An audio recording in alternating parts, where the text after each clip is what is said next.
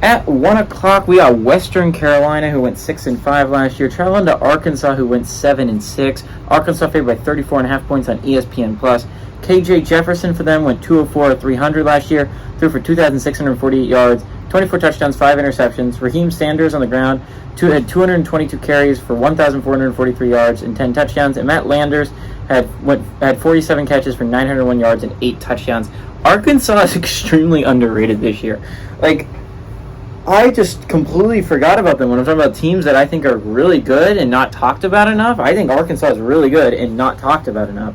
Everyone is going to be hyping up Alabama because they're Bama, but Bama has some huge question marks on it. LSU is probably the team with the least amount of question marks, but outside of that, the second least amount of question marks is Arkansas. We know what we're getting out of KJ Jefferson, a strong-arm quarterback that can really run the football. You have Raheem Sanders still, one of the best running backs in the entire SEC. You know what you're going to get out of these Razorbacks. You're going to get a hard, tough defense.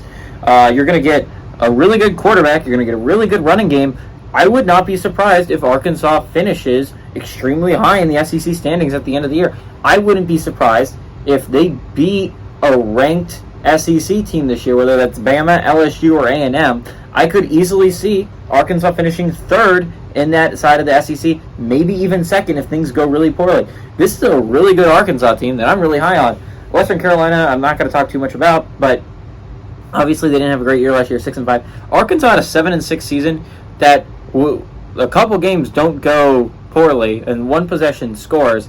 They could have had a much better season. And this is a really good Arkansas team, a really good Razorbacks team that a lot of people are sleeping on. I like the Razorbacks here. Give me the Razorbacks to win and cover the 34.5 point spread.